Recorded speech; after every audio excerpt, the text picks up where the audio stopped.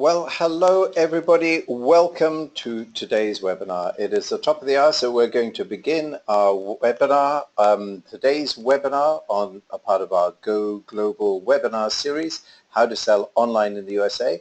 It's quite Americana, so I thought we'd begin with an Americana sort of way. So here we go. 5, what do we think of this? 3, 2, 1. Well, there we go. It's time to begin the webinar. And I'd like to thank you very much indeed for joining us and say to you that the webinar will now be kicking off. The subject title is How to Sell Online in the USA, Differences Between the UK and the USA Online.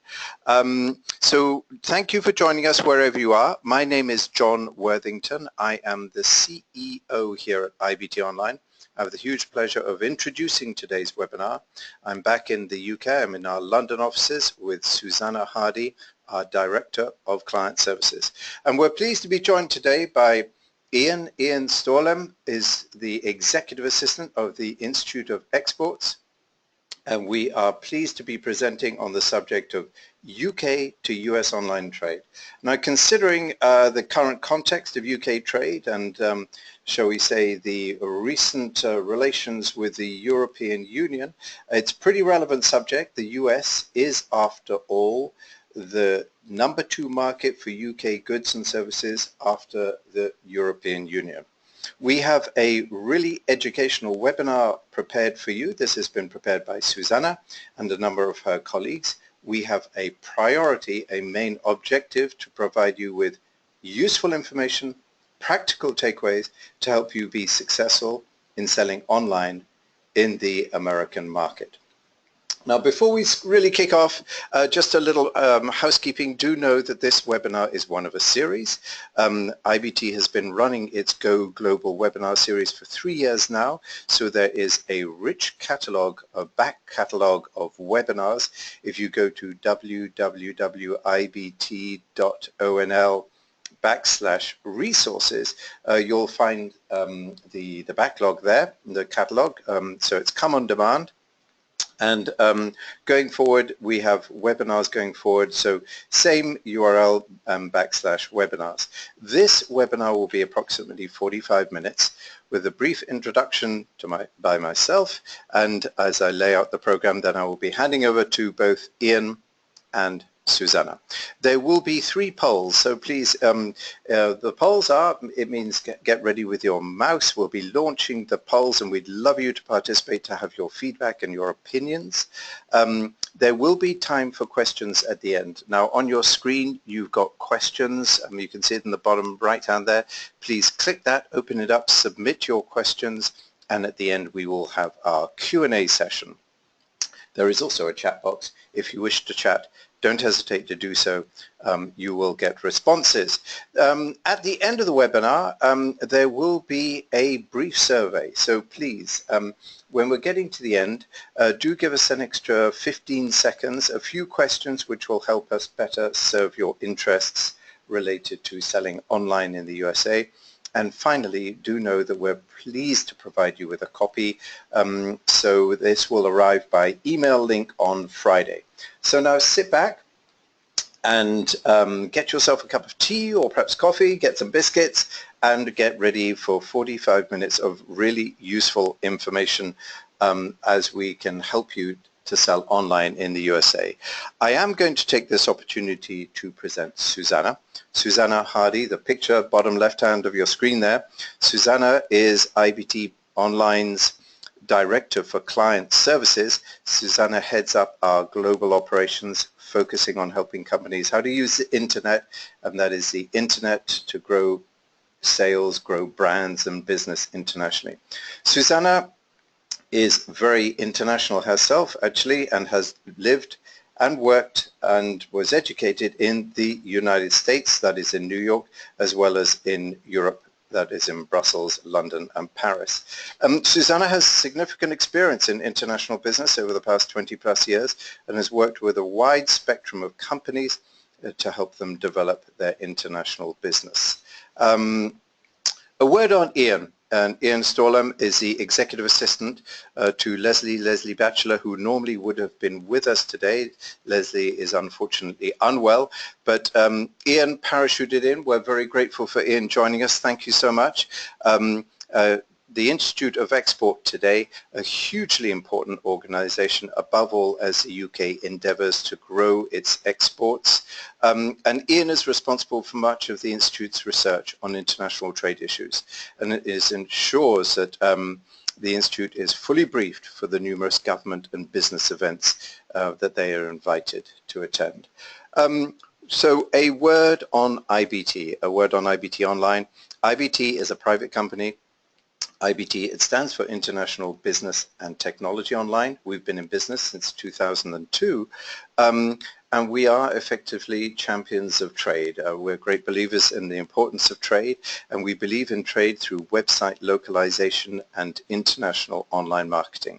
And that's what we do to help companies grow their sales, their brands, and their businesses online.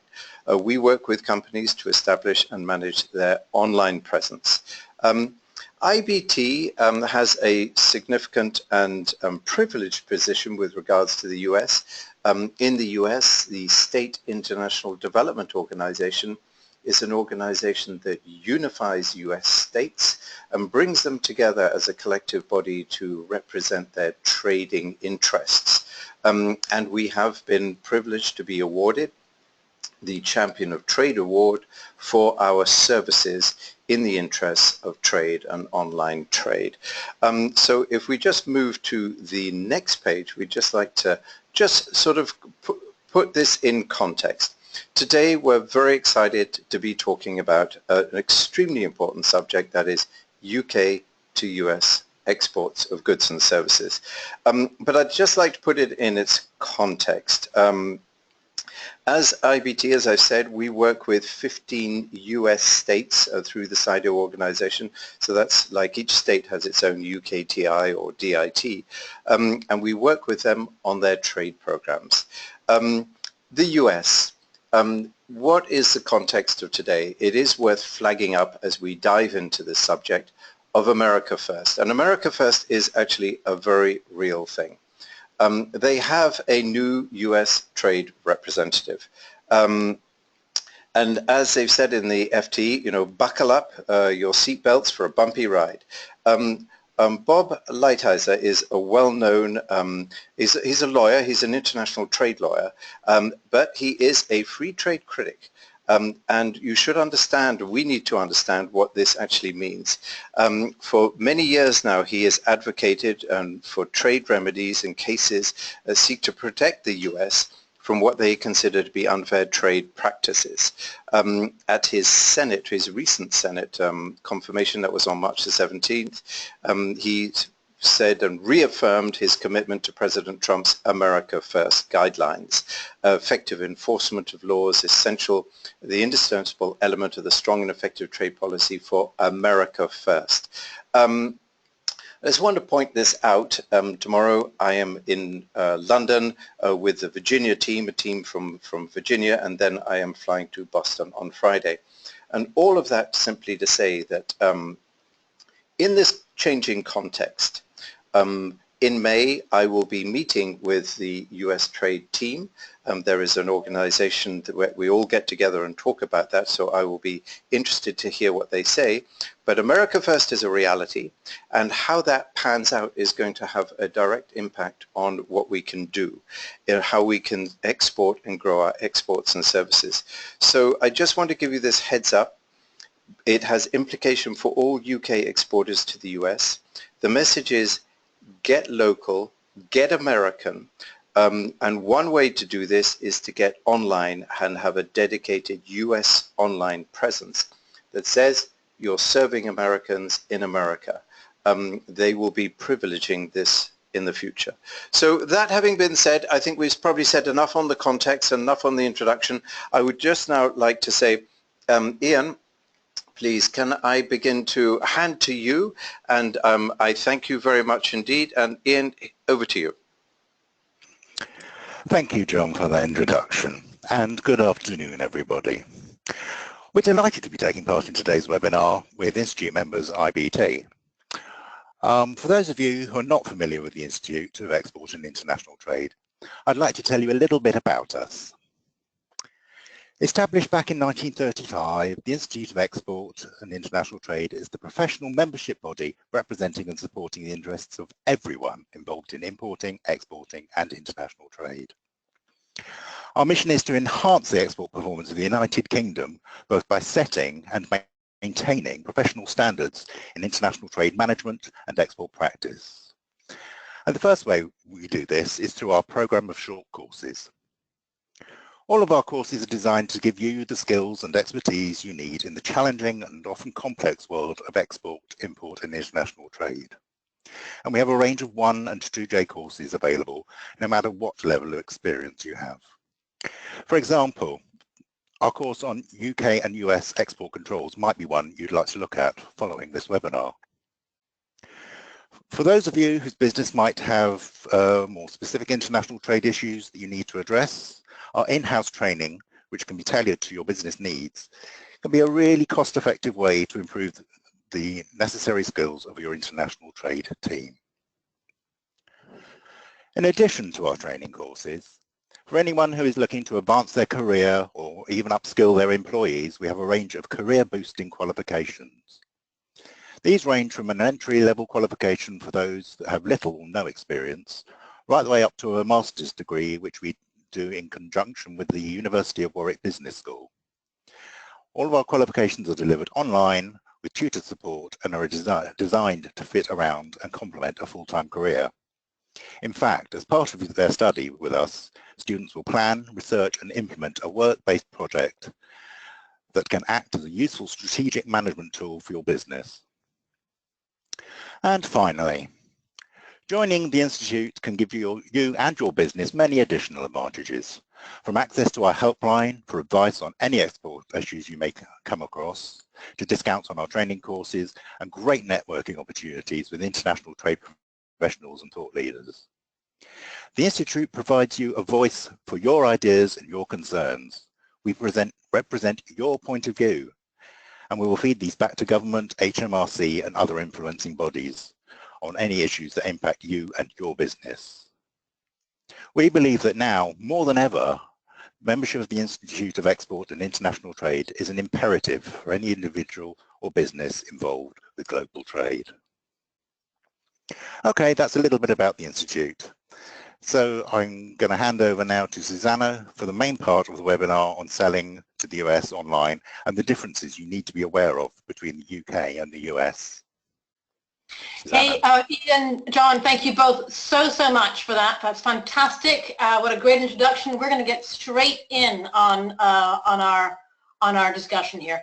What I wanted to start really with, just to try and put things a bit in context, and from our perspective, which is very much the digital point of view and the international trade point of view, is this diagram here, which comes from a McKinsey report that came out in 2016, which just shows about sort of digital flow.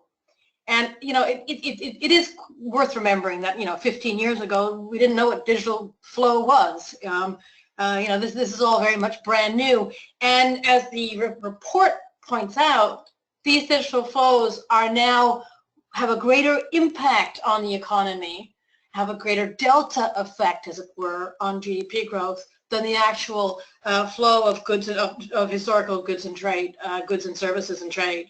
So I think that's pretty amazing. In that sense, we can say as well that like e-commerce is in a sense where the future of trade will be playing out.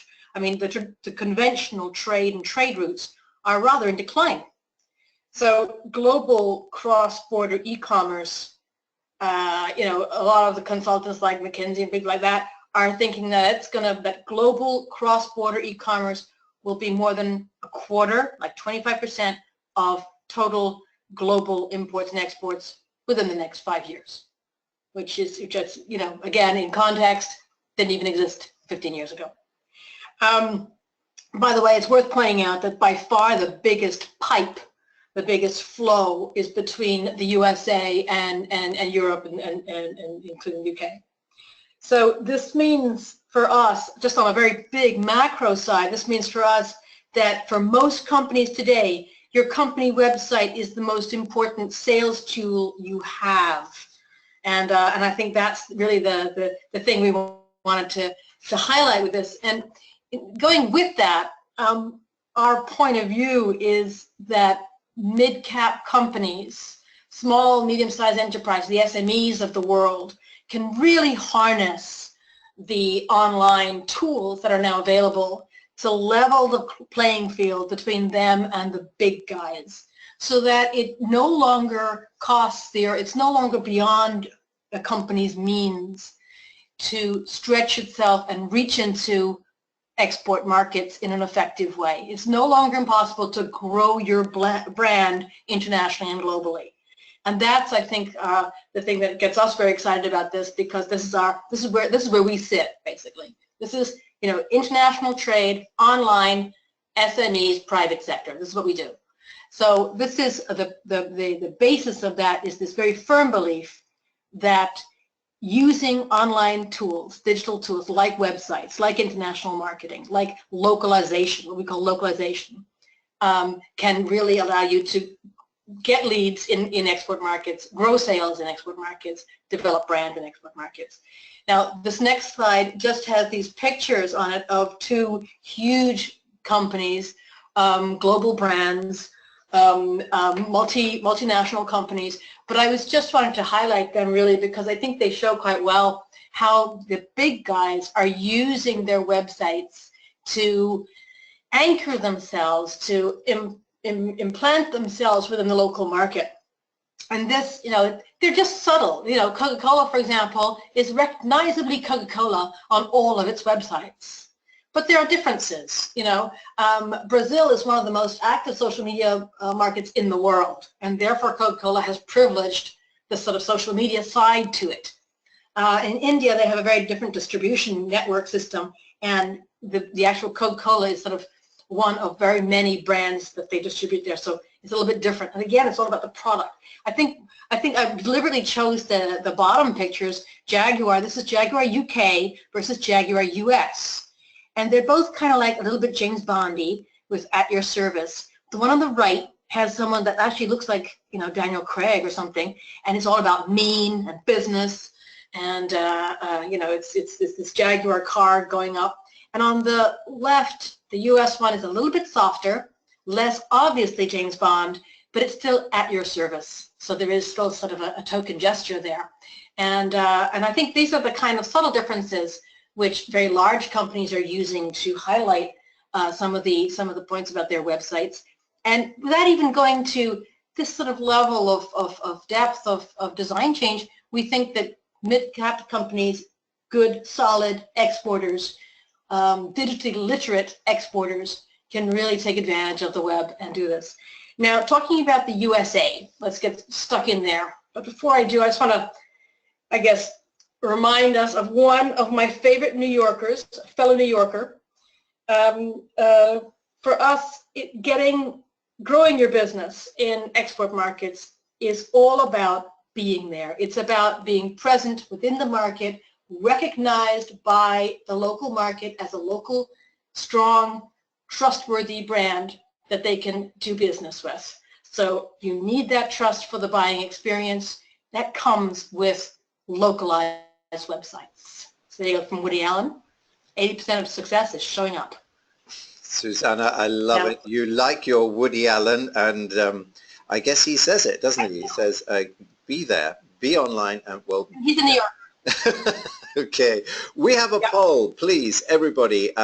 Please lean forward, tease down. I'm launching the first poll, and this poll is for you. It's all about, does your company already do business in the USA? So please tell us. We're very interested to know the 100 plus webinar participants today. How are you doing? Are you yes via local distributors, yes online, yes combination? Thinking about it. So I can give you some feedback. There are 44% are actually not doing business there. They're thinking about it. 21% are saying no. 18%, 20% are now saying yes online. Well, look, thank you. I'm going to actually see if I can go yes. End of that one. I'm playing with these noises, so there we go. That's the end of the first poll. We'll keep this information and you'll have the results on Friday. Thank you. Thank you for the sound effects, John, and the poll. That's very interesting. Right, let's talk a little bit about the United States. First, about sort of facts and statistics. Obviously, it's large. Obviously, it's very prosperous.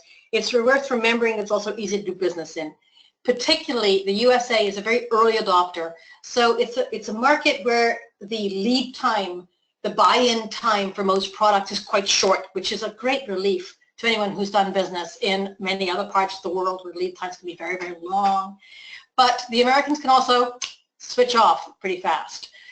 They expect quite a lot, not just good prices, but certainly on anything that they buy online, or that they even, B2B as well as B2C, they would expect very fast deliveries, free returns, easy payment methods. So all of those boxes have to be ticked well before you launch and before you, if you want to make no mistakes in getting into your market. The U.S. is very large, but certainly most people would expect, I think except with the outback of Montana, most people would expect to be delivered within 24 hours. The bar has been set very high by organizations like Amazon. And one of the big obstacles of doing business in the United States is to say where you're going to do business. Are you going to do business throughout the entire state, or are you going to try and start off on one end or the other? So one of the points you want to talk about also is regulations and regionalism. So there is a lot of regionalism, east, west, north, south, the middle. There's also a federal and a state and an online level of regulations that you have to be aware of. And I'll talk about those a little bit later. But for example, consumer protection is quite a good example where you have both state level protection and federal level protection. Is regulated at both these state and federal levels. The online protection and online regulation is at a federal level, for example. So just wanted to sort of dive in there in terms of the states. Let's just focus this very quickly on some of the biggest regions. First, the Eastern Seaboard. If you were to take the Eastern Seaboard as a country, you would actually have the third largest economy in the world. $6 trillion of GDP just in that one area, or one long stretch along the coast, from Maine to Miami, and it's not slowing down in terms of size. If anything, a lot of people project that it could actually equal up to 50% of the population, up to 50% or 40% certainly of the U.S. GDP within the next 2 years. So just that strip is certainly a large enough area to say that is a separate market on its own. Now, the Midwest, often rather neglected, but we would argue it shouldn't be. If your company is in sectors where the Midwest is strong, like retail, like pharma, like the agribusinesses, or like cars, automobiles, vehicles, then you cannot ignore the Great Lakes region and the Midwest. Again, this is one thing to point out as well, is this is an absolutely amazing hub for any kind of infrastructure logistics. The Midwest itself it has the largest logistics hubs in the United States, which is at Chicago, Naperville area all around, and then sort of Illinois, Wisconsin, Indiana area. Just today, we talked about the East Coast being $6 billion. This is pretty well about, it's $5 trillion. It's not that far off. So also, if that's if your business is in those areas, that's also a part to deal with. Remember also, for a lot of exporters that do B2C, the largest retailers in the States are also based around the Great Lakes. That's, Target, Walgreens, Sears. They're all based around in the Midwest. Then finally, the West Coast, very techy, obviously. I think there's a couple of things to point out here. I put a slide here about venture capital funding just to show you the the extent of the technology and the techie side of the West Coast. There's another aspect about it which is worth really thinking about right from the start is the number of Spanish speakers.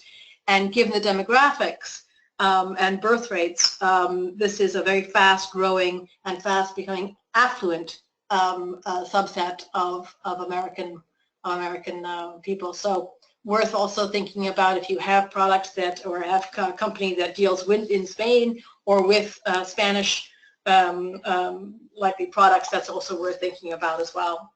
Just another way of looking at the West Coast is this one, and I'm really just putting this in here to say the internet is a foregone conclusion that the internet access is fantastic. 98% of the state of California has 3G, 4G.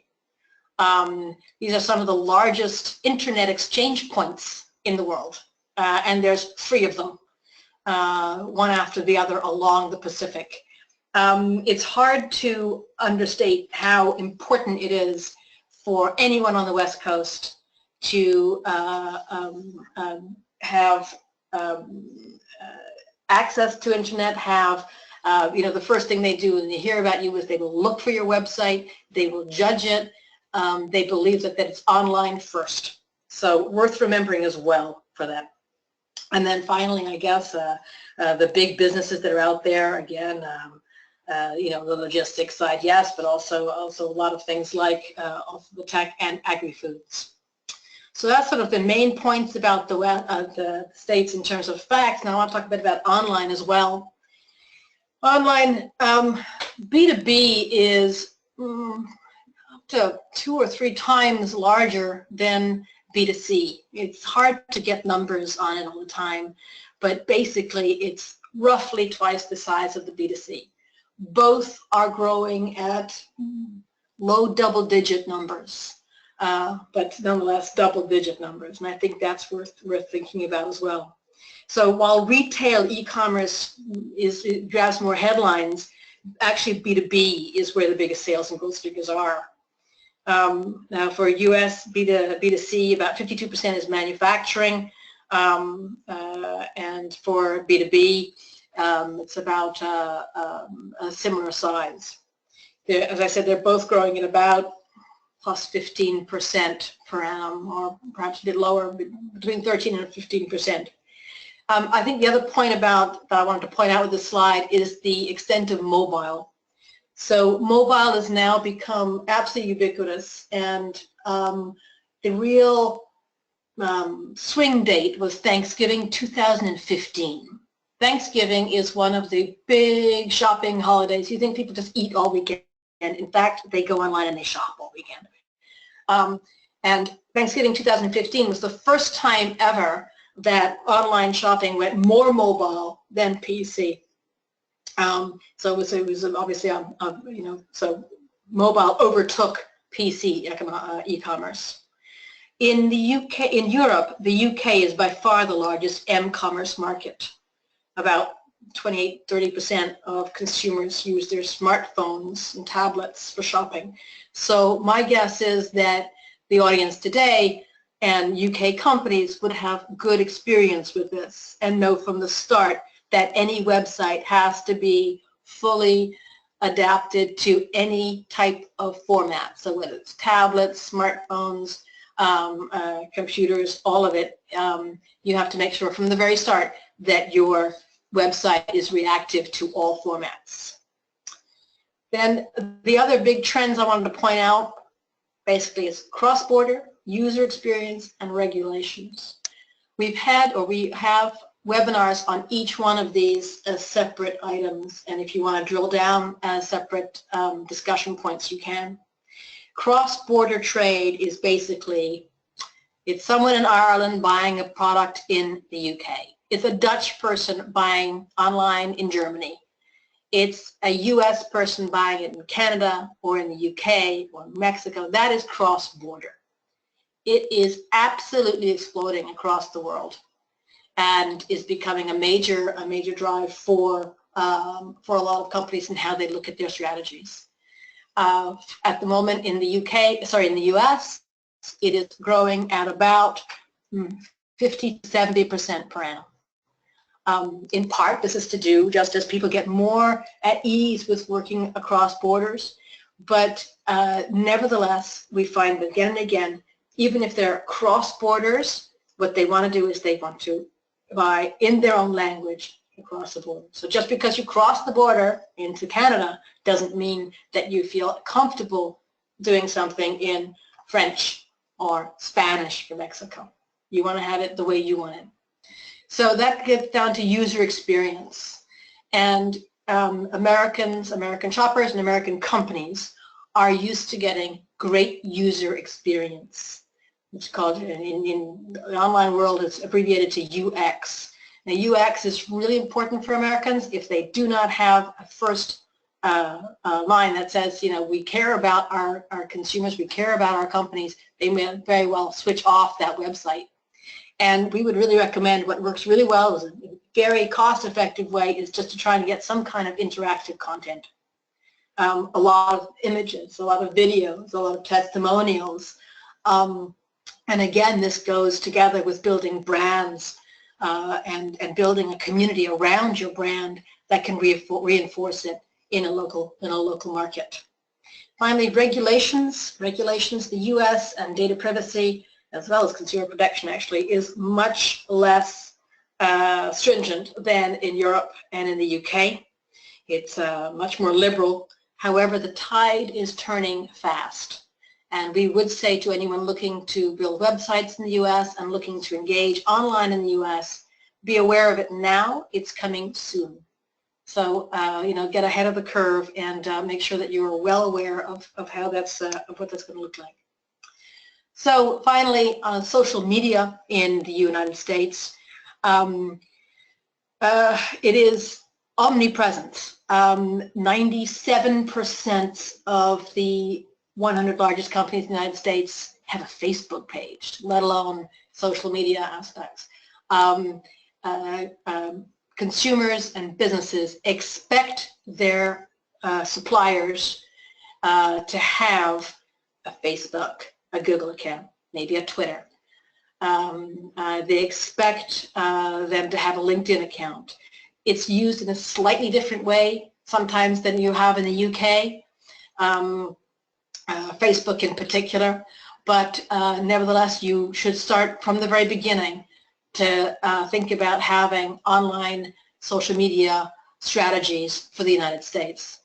Because otherwise your website will simply not progress. It will not be forwarded on. So it's really important right from the start to have some kind of strong strategy to go forward on that. I just wanted to put up a last little thing on this slide, which is WeChat. Anyone doing business in China and the Far East will know it. It is gaining a lot of traction in the United States. In part, I think, just because it's new and different, but there's also, I think, there's some steam behind it. I think there does have some advantages over sort of a LinkedIn plus a Facebook altogether, and it has a PayPal attached to it, so it's a very versatile channel. And certainly on the West Coast, in the sort of innovation leaders, there's a lot of talk about WeChat and moving towards WeChat. So on social media. Susanna, that thank you so much. I mean, the social media insights there, and actually, yeah, I opened up my WeChat account about 2 weeks ago. Remarkable, and the level of penetration and what is going on in the US, they are certainly, I would say across the board, some months, if not a year or so ahead of what we are doing in terms of a lot of these social media channels and communication. But this brings us to, can I launch the second poll, Susanna? Oh, yes, please. Okay, well, please, everybody, there you go, tea down again, biscuits, and ready to go for the second launch. Here we go. I'm asking you, do you use social media? And please, please, please do so, but how about it? Once a month, once a quarter, irregularly thinking about it? Wow, this is very impressive. I would say to you that 70–80% are saying yes, they're using it at least once a month. 10% yes, but irregularly, There's 10% thinking about it. There is nevertheless a good 6% saying no, we do not. Well, look, there you go. Thank you. I repeat, this information will be coming back. I'm closing the poll. There you go, poll closed. And thank you so much, Susanna, for that social media insight. Very, very interesting. Back to you. Thanks very much, John. And just to repeat, we do have a webinar just on social media in the USA if you want to drill down on it. But those are great numbers. I'm heartened to hear that so many people are using, so many companies are using social media regularly. That is a very good starting point for getting good penetration into the United States market. I wanted to talk just very quickly about search engines, and I think it's quite important to really understand how they operate in terms of sort of saying how can they operate well for me in the United States. So first of all, sort of, what do search engines actually do? I think there are 2 points here. They structure the internet, and they structure it for both relevance and popularity. So relevance would be, for example, it would take into account where you are and what kind of search question you asked. So, so we would say, well, you are sitting in Stoke-on-Trent, so you don't want to know what's happening in Philadelphia. You want to know what's happening nearby. So the same thing, if you are a Stoke-on-Trent company and you want the person in Philadelphia to find you, they will not find you unless you are understanding how Google US actually works. I've put up the other names of some of the big search engines in the world just to make sure that we're all aware that there are lots of different search engines. Yandex is for Russia, Baidu is for China, Naver is for South Korea. So there are different search engines. In the UK, we have about an 80% market share with Google. In the United States, it's about a 63% market share. The other ones are, Yahoo, Microsoft, Ask, things like that. So the other ones are sort of splintered between about 4 or 5 different ones. I think what's important to know, though, is that Google United States is not the same as Google UK, even if it's in the same language. We all understand that Google Germany, in German, is obviously not going to be the same as Google in England in English. It's obviously different, but even with the same so-called language, there is a difference. I gave the example about location. Google locates the person putting in the question. Google locates where he is and says, that is the most relevant to you. And these are the most popular things around where you are. So that if you want to reach a person out there in Nebraska, you have to be relevant and popular to that person in Nebraska. So that's the real sort of challenge that you have to do on this. But remember, Google does this in a very automated way with algorithms. They get over 3 billion searches a day on Google. So worth thinking that these are very, these are very complex algorithms, but there are some strong guidelines as well that we can help with, and that web online designers work with to make sure that you are found. I'd say the Google lists are about 200 different attributes that they welcome. I'd say the most important takeaway really is that you need to optimize it for the visitors, not for yourself. So that when you're looking at making sure that your website is visible to your company out there in Nebraska, they make sure that your content that you have is very good quality, that it has strong descriptive elements, that it's unique, that you wrote it, that there's no plagiarism in there, and that it is unique to the Nebraska target company, so that you really are looking at them from their point of view. So I've listed there, and I won't read them out. You, as John said earlier, you do get a copy of the webinar later. So I won't read them out, but the main things that a search engine optimizes a website for, ranks it, and makes it popular for, are things like content, unique, descriptive, new content, and that's going to be really important for your US one. So how do you get unique, descriptive, new content that is relevant and popular with your target target audiences out there on the Nebraska fields? Well, I'd say one thing is that you have to take a good look at your website and say, is this what a U.S. audience would expect? When I put an image, you know, we're not saying you have to redesign your whole website, but just be aware of the images that you're projecting here. If you have, if you sell a car component and you've got one of these little tiny European cars, you know, it might not just speak to Americans who are driving large SUVs. Again, humor is something which is very unique to each country. We would probably tend to advise, you know, avoid it. If in doubt, avoid the humor. Something very simple and very basic as well. Make sure you have U.S. references. Use everything in dollars and cents, everything in miles. Make sure the spelling is correct to a U.S. audience. And the vocabulary. Pants don't mean the same thing to a U.S. person as they do to a U.K. person. Took me a long time to understand what someone was talking about when they talked about a robe, dressing gown. You know, it's very strange to me. And again, the terms and conditions will be different in the UK or in the US. The terms and conditions about consumers, about consumer protection, about returns, all of those will be US-centric in order to gain the confidence that you need for the buying process, the confidence and trust in that. So moving on. John, do we have the last poll here? We do indeed, and thank you so much, yes, for some of those perhaps so obvious things that they're kind of easy to miss. The importance of localization in the broader sense of the word. Well, and that brings us on to the third poll, which I'm launching now. So please, everybody, here we go, the last and final poll. We would like to know, are your export websites localized for their target audiences? So we're asking you, have you got a US site for the US, a UK site for the UK, a German site for the Germans, etc., so that you know that your target audiences, you're engaging with them. Now, I'm reading, it's very interesting, actually.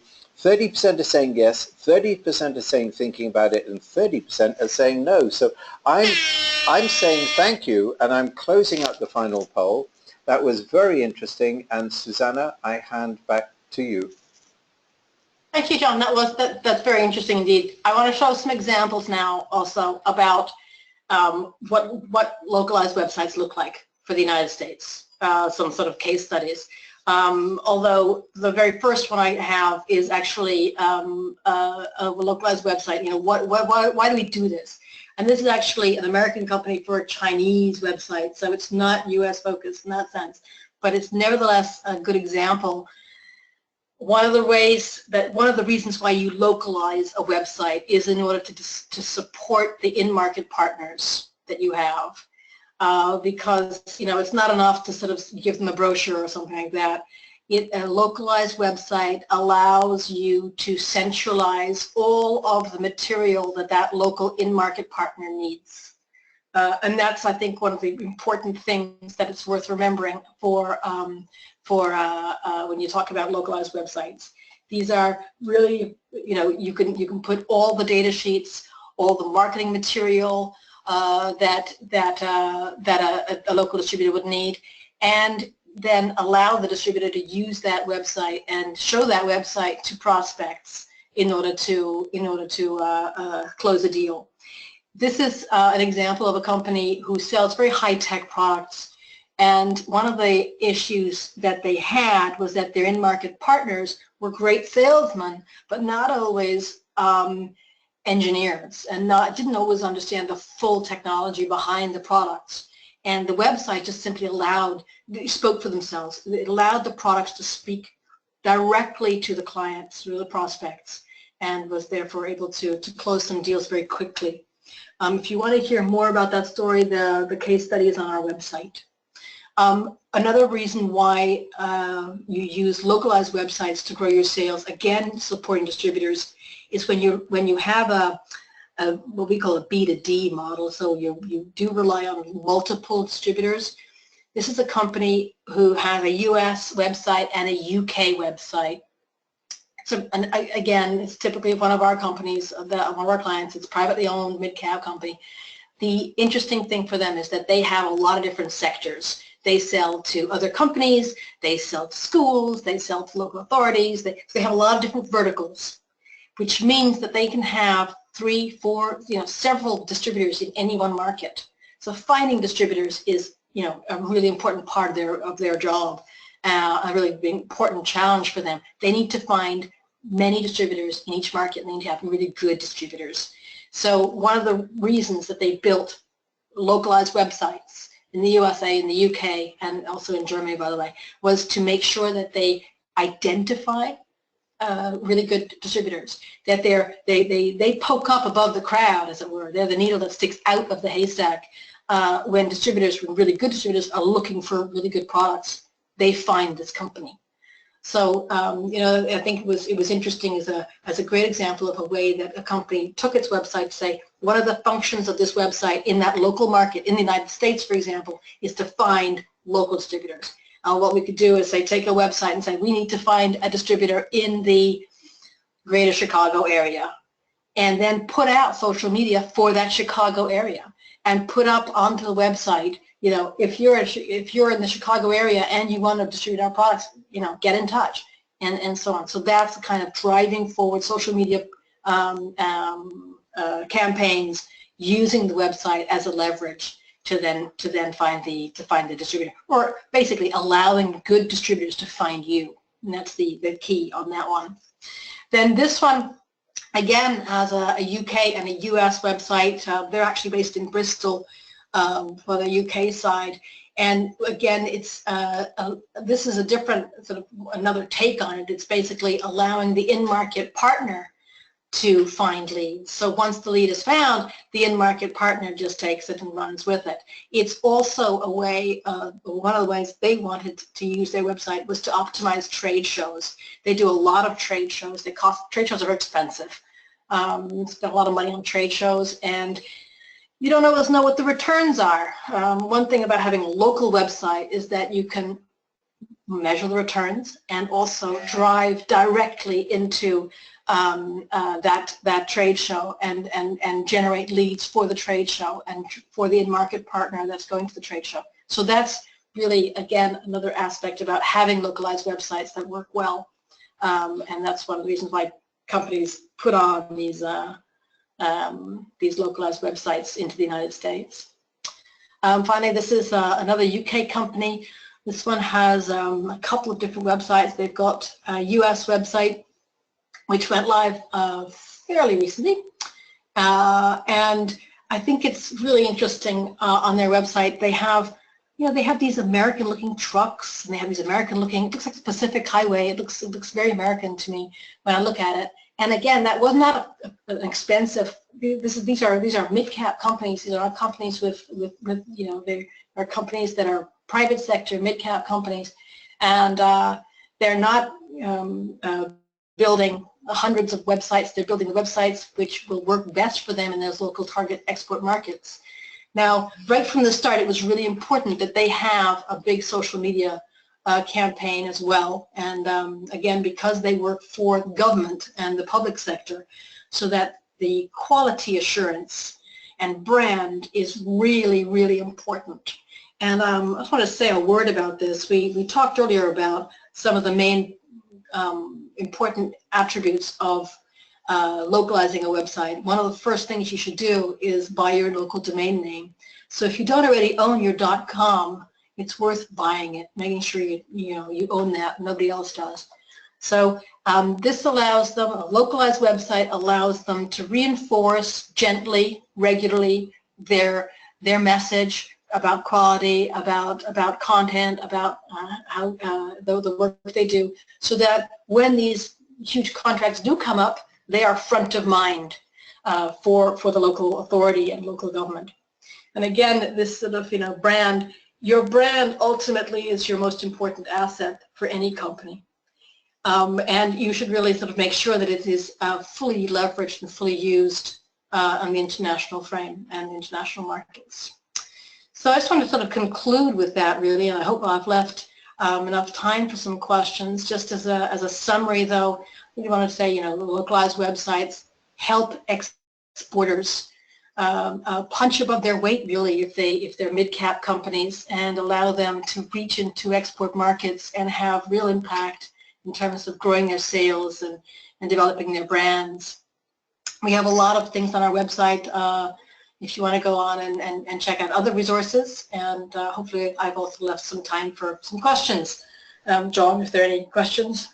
There are many. We will not get to everybody, but please do know that we will be following up in the days to come. So if you have submitted your question, if we don't get to it now, we will do so directly to you in the very near future. I'm just going to jump on a couple here. I've got one which says it's from Jim, and Jim is saying, I have a UK website. Do I therefore need a US website? Well, there you go, Susanna. What's your direct answer? My direct answer is yes. Well, if the US market is important to Jim and his company, then the direct answer is yes. Obviously, you know, not all companies can build websites for every single export market, but definitely get the priority markets, and the USA should be a priority market, and that is worth having a dedicated website. If you do not have a website, you are invisible to the US audience. I think that's absolutely clear. It is impossible to find you if you are, you know, based in the UK with a .co.uk website. Google will not put you out there and rank you with any popularity for anyone searching you in any organic manner. So yes, if you want to have business in the United States, get a US website and then get some international social media on it. Okay, thank you very much. Karen has submitted a question vis-a-vis food and drink FDA. I think Karen will come to that separately because it is very technical. Good question. We will get to that. Paul has asked a question. Susanna, they have a Spanish website. They have a website here for Spanish. What about dealing with Spanish in the US? That's actually a really good question. If their current website is targeting Spain or Spaniards in Spain, then it does need to be tweaked and slightly modified, but the core is there. It does need to be repointed to the United States. Otherwise, Google Spain will recognize it as a Spanish website. Google US might not. So it does need to be slightly modified, but you've got a good case there. You've got the bare bones of being able to have a Spanish website for your US website, which I think is great. Remember that each market needs to be separately optimized, so the language has to be the right one. The hosting has to be local. So there are technical aspects as well. But it won't take much to change that into a dedicated Spanish-speaking US-focused website. And again, I think that it's worth pointing out that there's nearly 40 million native Spanish-speaking people in America today. Yeah. Okay, look, thank you. Paula, I think she must be running the trade shows. She says, I work for a UK company. We do lots of trade shows in the US. How can a US website help our trade shows? I gave one example there with one of our, as a case study. I think what's interesting for us is when you have a dedicated local website, it allows you as a platform, it serves as a platform for social media advertising 6 weeks to 2 months ahead of the trade show, which will then allow you to generate a lot more leads and organize your time and your leads and everything else that goes into the trade show. So we would organize, for example, a social media campaign, perhaps even a little bit of paid advertisement to boost it ahead of a trade show, and organize that you get leads and visits from the prospects and distributors and partners that you want in the trade show. I think the point as well is that a localized website just really shows your commitment to that local export market and makes the whole thing much more credible. So it doesn't feel like you just arrive for a trade show and then leave. So your total commitment to the market is like 5 days in Las Vegas. But rather than that, if you have a U.S. website, it does it does show the commitment to the United States, without which, especially with America First, you simply will not have good traction and good lead generation. Yeah, thank you for that. I've seen people at trade shows, and the first thing they do is they do their due diligence by going searching online, and they see your website, and if they see it's local and it's there for them, they understand your commitment to that market. I think we're going to have to just call this one the last one. I think it's a good one. Andrew is saying he's all about the West Coast. How do you target specifically through a US website, if they do a website? I think he's saying they're talking about building a website and they want to target the West Coast that you were mentioning earlier. It's definitely worth targeting. I think it's more of the same. It's making sure that you're very relevant to the West Coast. Now, there's a couple of technical aspects you have to do. For example, it's basically about geolocation, which is making sure that you know where that person is coming from and that you're directing them to the right area. And also that you are very relevant to the West Coast, in which case Google and the other search engines will raise you in the ranks of popularity and relevance to that area. But be aware, the West Coast, as I said, is quite specific. Ways of doing business can be quite different. It's worth doing some homework about making sure that you're absolutely spot on trend for the West Coast. The way, it can be more casual, it can be, but it's also much more techy than well, frankly, than most other markets in the world today. But in today's world, with today's technology, you can target individual cities through a website. Yeah, it's all about, I think, it's all IP address management systems through CMSs. Susanna, I think I'm looking at the time, and I just want to say thank you. I want to perhaps close this down saying thank you to everybody for participating.